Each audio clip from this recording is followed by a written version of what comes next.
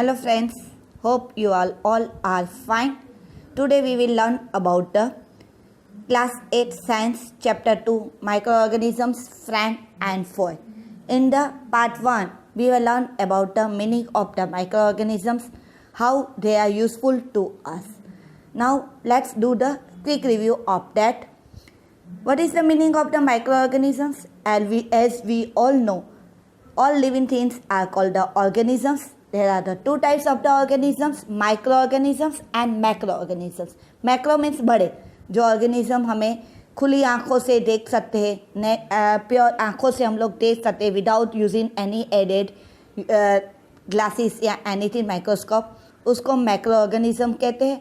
लेकिन जो ऑर्गेनिज्म हमें नेक्ड आई से नहीं देख सकते, जिसको देखने के लिए हमें मैग्नीफाइंग ग्लास या माइक्रोस्कोप या इलेक्ट्रॉन माइक्रोस्कोप की यूज़ होते हैं, उसको माइक्रो ऑर्गेनिज्म कहते हैं. There are the 4 categories of micro organisms, that is the bacteria, fungi, protozoa and algae. We also seen the diagrams of that is the bacteria, here is the algae, then protozoa, then fungi. Then we have learned about the useful of the microorganism.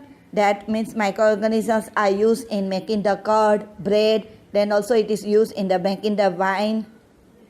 Then they are also used in the medicinal value as a antibiotics. Then they are also used in the as the vaccinations. Then they are used to clean the environment, to increase the soil fertility. Okay? Right? Now we will, in this video, we will learn about the harmful microorganisms. Let's start it. Microorganisms are harmful as many ways. Some of the microorganisms cause disease in human beings, plants and animals. Microorganisms हमें बहुत रीते harmful भी होते हैं. बहुत सारे microorganisms humans में, plants में और एनिमल्स में डिसीज कॉज करते हैं. Such disease causing microorganisms are called pathogens.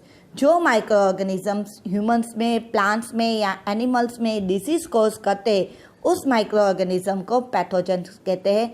Some microorganism spoil food, clothing and leather. बहुत सारे माइक्रोऑर्गेनिज्म फूड को ख़राब कर देते हैं, देन क्लोथ्स एंड लेदर को भी स्पॉइल कर देते हैं. Okay, now first we will learn about the disease causing microorganisms in humans. जो माइक्रोऑर्गेनिज्म ह्यूमंस में डिसीज पैदा करते हैं, हम उसके बारे में अभी पढ़ेंगे. Now pathogen enters our body through the air we breathe, the water we drink और द फूड वी ईट. जो पैथोजेंस हमारी बॉडी में एंटर होते हैं वो कैसे होते हैं? या तो हम जो एयर ब्रीथ करते हैं उसके थ्रू, पानी पीते हैं उसके थ्रू, या तो जो फूड खाते हैं उसके थ्रू हमारी बॉडी में एंटर होते.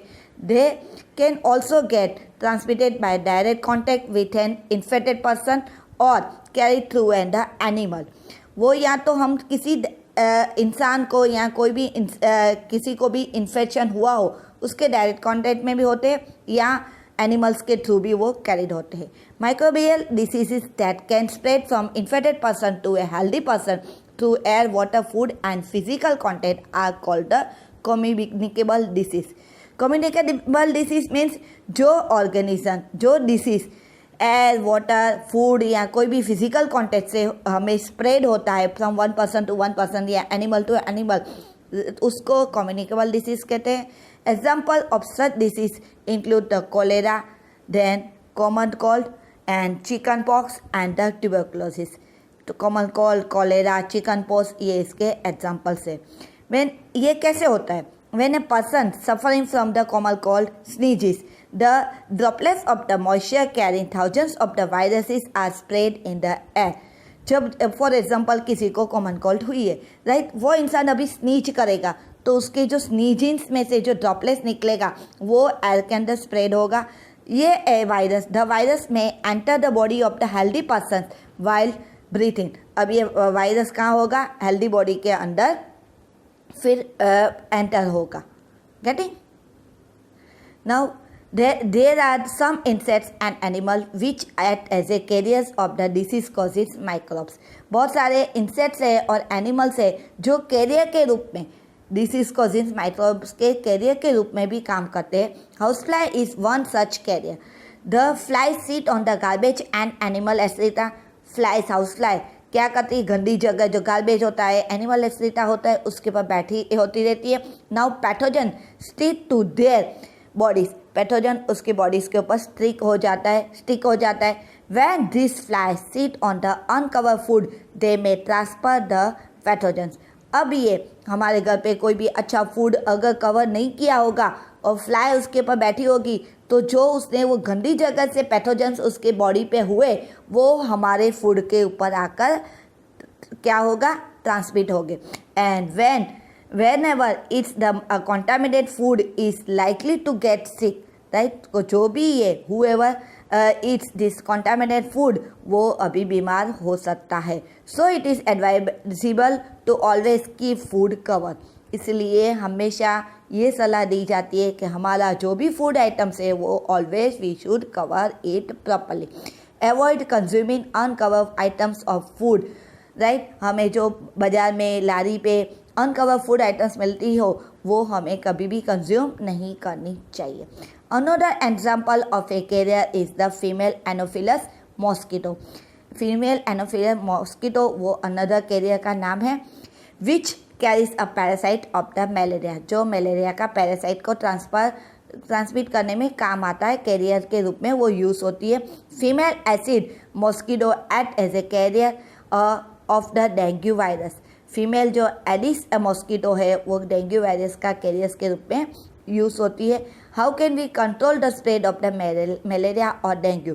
हमें ये मलेरिया और डेंगू को कैसे हम लोग स्प्रेड करने से बचा सकते हैं, right. All micro organisms breed in water. हमें उसको स्प्रेड होने से बचाने के लिए हमें क्या करना चाहिए वो हम अभी बताती हूँ. All micro mosquitoes breed in water. सभी जो मॉस्किटो होते हैं वो पानी में ही बड़े होते हैं, वहीं बड़े होते हैं. Hence one should not let water collect anyway. इसलिए हमेशा हमें पानी को कहीं भी जमा इकट्ठा नहीं होने देना चाहिए. In coolers, tyre, flower pots etcetera. या तो हमारे आसपास कहीं भी कूलर्स हो, टायर्स हो, फ्लावर पॉट हो, वहीं जमा नहीं रहने देना चाहिए. By keeping the surroundings clean and dry we can prevent mosquito from breeding. अगर हम लोग ये सराउंडिंग क्लीन रखेंगे और ड्राई रखेंगे तो मॉस्किटो का ब्रीड नहीं होगा, राइट. ये रहा.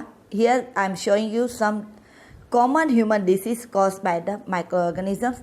फर्स्ट है ट्यूबरक्लोसिस, जो किससे होता है, बैक्टीरिया से होता है. ट्रांसमिट कैसे होता है, एयर से होता है, right.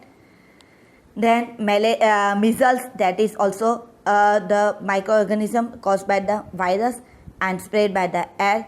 Chickenpox microorganism is the virus and the mode of the transmission is the air or the contact, physical contact. Then polio, that is also caused by the virus and that is spread by the air and the water.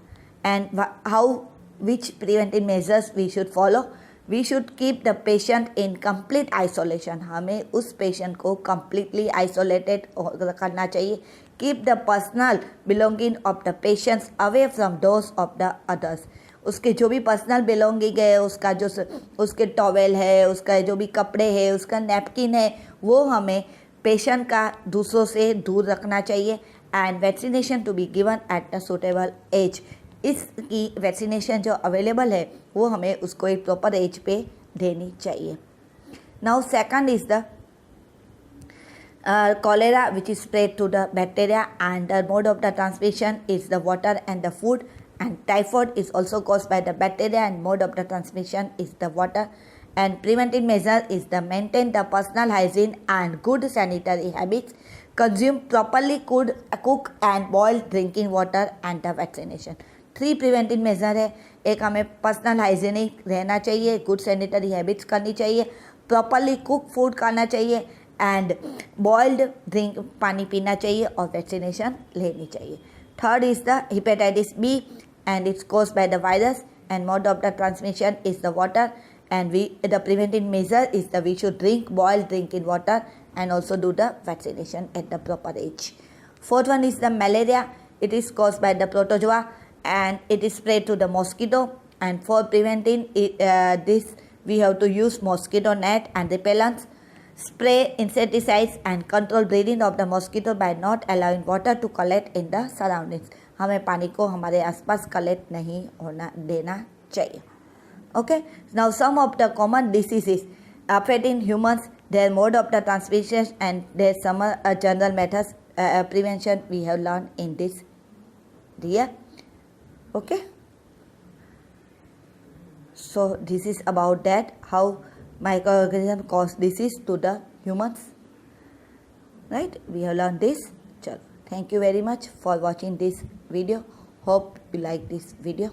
Thank you. Have a nice day.